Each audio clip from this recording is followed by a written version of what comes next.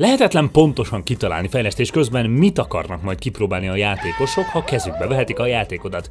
De talán a legjobb arra számítani, hogy mindent is ki fognak próbálni. Beraktál egy bazimagas, nehezen elérhető hidat a játékodba, ami igazából semmi célt nem szolgál, csak szimplán magas. Lefogadhatod, hogy a játékosok addig fognak küzdeni, míg nem sikerül nekik oda felmászni, szóval jobb, ha elhelyezel ide egy táblát. Még akkor is, ha az csak annyi, hogy itt nem találsz semmit. És nyilván, ha a játékosok megpróbálnak sajátos megoldást találni egy küldetésre, megpróbálnak ismeretlen helyekre bejutni, vagy csak szimplán benézni egyes karakterek szoknyája alá, és arra a fejlesztő fel van készülve, az mindig nagy pluszpont lesz a szemükben. Úgyhogy a fejlesztők nagyon sokszor, nagyon sok mindenre bizony fel vannak készülve, és akkor is beleraknak egy plusz dialógot, egy plusz reakciót, vagy akár egy plusz bejátszást, ha azzal a játékosok többsége nem fog találkozni. Ma az Unibet támogatásával egy rakás ilyet gyűjtöttem össze nektek. Sziasztok, én Dani vagyok, vágjunk is bele! Kezdjük is mindjárt egy nagyon aktuális játékkal, a Final Fantasy VII remake-jével. Mindenki legalább felismeri Tiffát, de biztos vagyok benne, hogy a videót nézők jelentős százaléka ugyanúgy bele volt, van zúgva, mint én is voltam.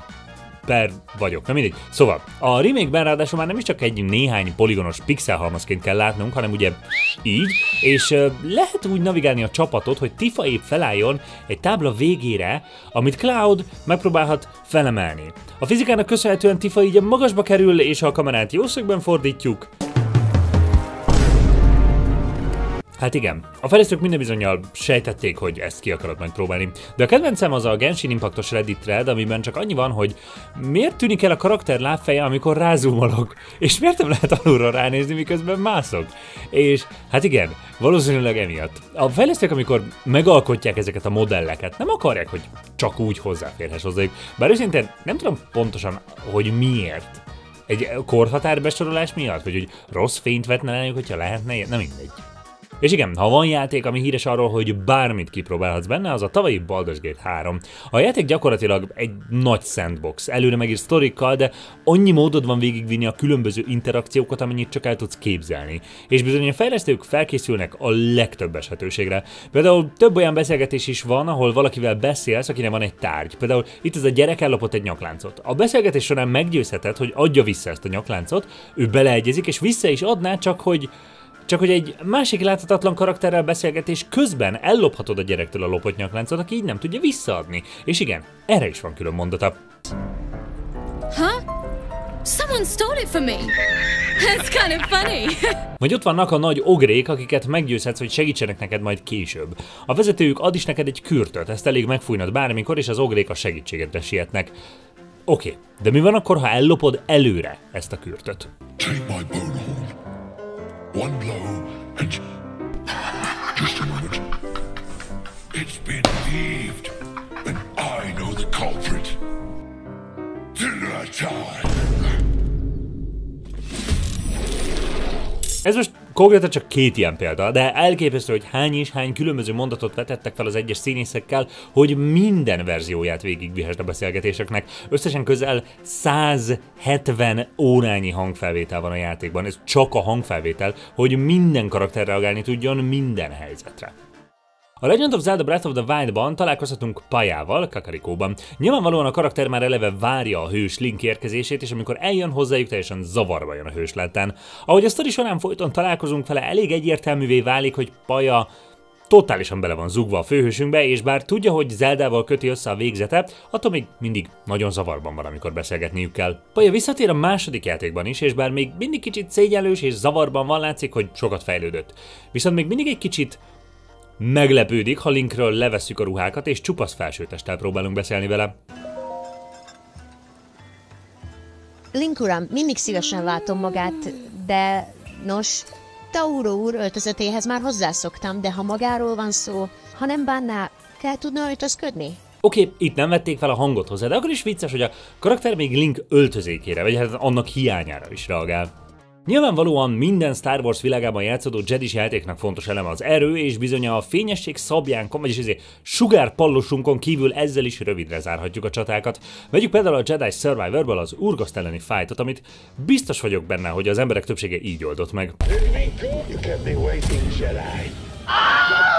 Igazából, ha úgy vesszük, ebben a világban elég nagy hülyeségnek tűnik egy Jedit harcra hívni úgy, hogy háttalálsz egy hatalmas szakadéknak. Egy valaki van viszont a játékban, aki szépen ignorálhatja ezt a tényt, ez pedig nem más, mint személyesen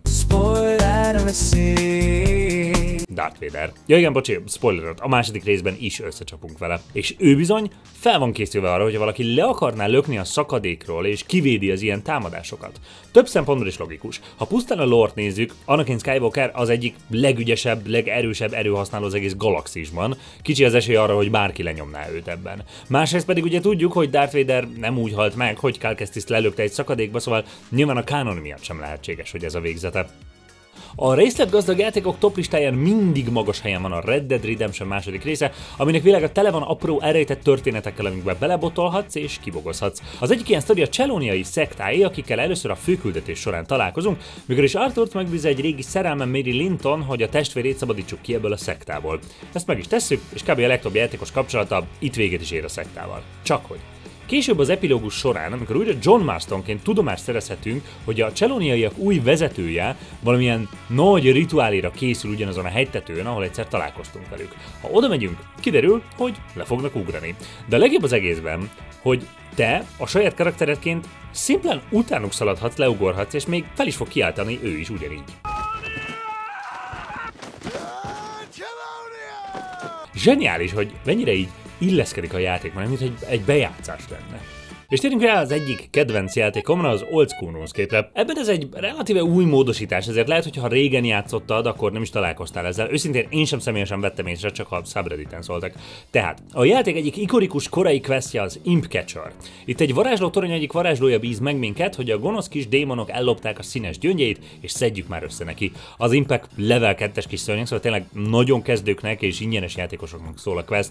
Igazából sehol sem spawnol belőlük túl sok, tehát ami nehéz úgy farmolni, és a küzdesz velük rendszeresen elteleportálgatnak, úgyhogy ezért mondjuk úgy, hogy idegesítő levadászni ezt a 4 gyöngyöt, főleg úgy, hogy relatíve ritkán is dobják. De aztán, ha megvan, visszamehetsz és kb. Kész a quest. Na de, ma már az emberek többsége, ha új accountot kezd, felkészülten vág bele a questekbe, előre összegyűjti a cuccokat, amik kellhetnek, és már eleve úgy megy oda a questadóhoz.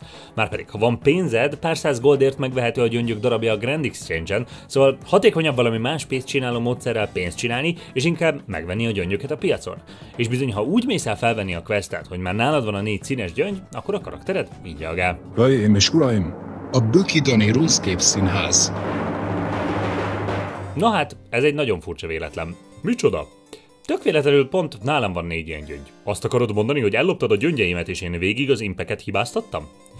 Szó se róla. Utazásaim során találtam őket és feltételeztem, hogy valakinek egyszer szüksége lehet rájuk. Ha! Rendben, add ide is megnézem, hogy tényleg az én gyöngyeimen mielőtt megkapod a jutalmadat. Zseniális, hogy a fejlesztők reagáltak arra, hogy a régen megalkotott fantasy világba illeszkedő questjeiken ma már csak átszaladnak a játékosok és úgy viselkednek, mintha mindent tudnának előre. Hasonlóképp a Skyrim fejlesztése során is fel voltak készülve az írók arra az esetőségre, hogy felkészülten vágsz bele a küldetésekbe. Az egyik ilyen a Dark Brotherhood első küldetésében van. Ahhoz, hogy ide belépjünk, ugyebár a legjobb ott kezdeni, hogy segítünk szegény Aventus Aretinon, aki próbálja megidézni az orgyilkos testvériséget, hogy végezzenek az árvaház gonosz vezetőjével, Greloddal. Igen ám, de a testvériség helyett mi találunk előbb rá, és ha már valakit meg kell ölni, segítünk neki, mert miért is nem. Megöljük a bonyát, utána pedig elrabol minket a testvériség, hogy miért kontárkodunk bele a munkájukba, és aztán beléphetünk és megy tovább a quest.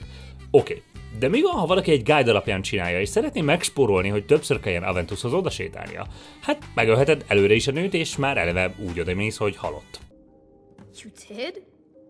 Really? This is the best news I've ever gotten. I mean, I knew the Dark Brotherhood was good, just not that good. You killed the old hag before I even asked.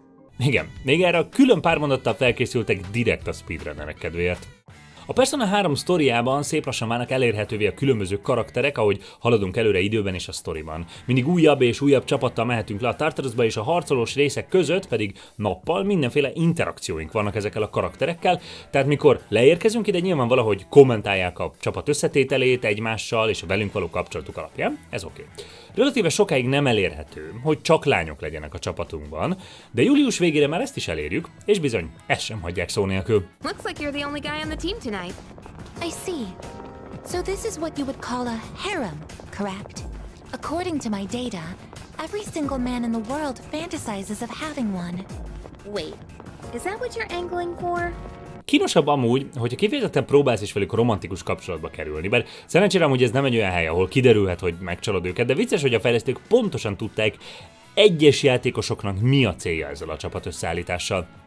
Erre a következő esetőségre annyira számítottak a Honkai Star Rail fejlesztői, hogy még egy titkos achievement is jár hozzá, szóval nem számít annyira rejtett dolognak, de amúgy annyira tipikus játékos viselkedés, hogy imádom, hogy felkészültek rá. Tehát a Honkai Star Railben, Penacoriban találkozhatunk egy csomó mozgó kis reklámtáblával.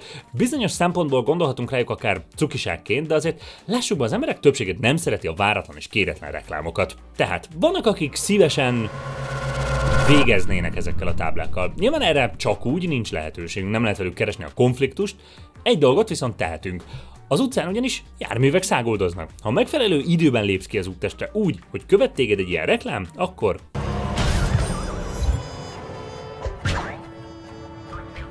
És bizony, meg is kapjuk az achievementet érte. Billboard. Ez lehet, hogy valami szóvic, de őszintén nem tudom, hogy mi akar lenni a vicc benne? Értem, hogy a billboard a neve a nagy óriás plakátoknak, ez meg egy kis tábla, de azon túl mi a másodlagos értelme, ami miatt vicces lehetne? Nem ért, mindegy. És végül ezt a videót végre megint Kojima mesterrel zárhatjuk, mert ha valamit el lehet mondani róla, az az, hogy részletesen alkotja meg a játékait, és mindenre fel van készülve. Az egyik ilyen kedvenc pillanatom, amit már nagyon régóta be akarok rakni egy videóba, a Metal Gear Solid 2-ben található. Itt ugyebár Raident irányítva kell egy nagy olajfolt feltakarítására idehozott bázison túszokat kimenekítenünk. Elsősorban az Egyesült Államok elnökét, és közben látjuk is ezeket a túszokat, meg ahogy az őrök vigyáznak rá. Na most, ebben a részletben itt épp láthatjuk, hogy sima kosztümben és öltönyben vannak a túszok, és hát nyilván PS2, szóval a grafika jóval kevesebb poligonból áll, mint hogy bármit úgy igazán láthatnánk. De bizony, ha neki ezt trükközgetni, mégis láthatsz valamit.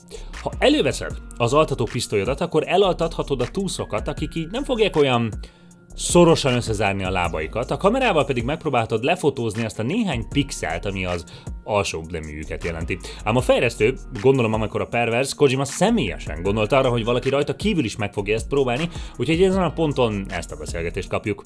Right, what are you doing? You forget yourself. I can't believe you. What's wrong with you? I highly disapprove.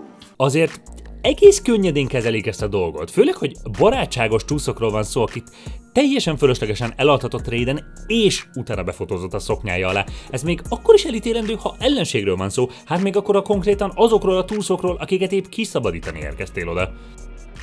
Nektek is van ilyen sztoritok, amikor kipróbáltatok valami áborult ötletet a játékban, és kiderült, hogy a fejlesztők felkészültek erre az esetőségre? Írjatok meg kommentben, vagy beszélgessünk a Discord szerverünkön, ez linket találtok a leírásban. Azért is érdemes ide jönni, mert így biztosan nem maradtok le az értesítésekről, amikor kedden és csütörtökön, vagy váratlan más hétköznapokon elindulnak az élőadások. Mint mindig most is sokat segít, ha lájkoltok, kommenteltek és feliratkoztok, meg követtek mindenféle helyeken, TikTokon, Threads-en, Instán, stb. Várok titeket legközelebb is. A csatorna támogatója az Unibet.